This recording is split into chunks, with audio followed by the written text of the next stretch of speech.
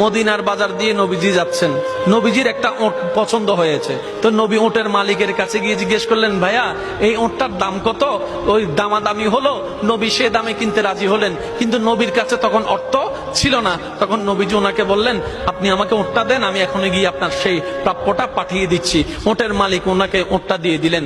আশেপাশে যারা ওটের মালিক ছিল সবাই জিজ্ঞেস করতেছে, এই পাগলা, তুমি কি যাকে ওট দিয়েছো তাকে চিনো? বলে যে না। নাম জানো? বলে যে না। পরিচয় জানো? বলে যে না। ঠিকানা জানো? না। তো তুমি যে ওটটা দিয়ে দিলা, উনি যদি ওটার টাকাটা না ফাটায় তখন তো তুমি লসের মধ্যে চলে যাবা। সে ওটের মালিক বলে, এত সুন্দর নুরানি চেহারাওয়ালা কখনো বাটপার হতে পারে না, কখনো চিটার হতে পারে না, কখনো মিথ্যুক হতে পারে না।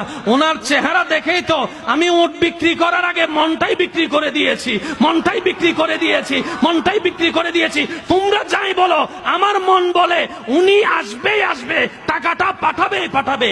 এই কথা বলতে না বলতে কিছুক্ষণ পরে নবীজির একজন সাহাবা এসে বলছেন, একটু আগে একজনে ওট নিয়ে গিয়েছেন, কাছ থেকে ওটের মালিকটাকে একটু দেখতে চাই। উনি বলে যে আমার থেকে। তো উনি বললেন, আমাদের নবী আপনার থেকে ওটটা নিয়ে গিয়েছেন, ধরেন ওটের টাকাটাও দিয়েছেন, আপনাদের খাবার জন্য কিছু খেজুরও হাদিয়া পাঠিয়েছেন, খেজুরও হাদিয়া পাঠিয়েছেন। ওই ওটের মালিক বলে, ভাইয়া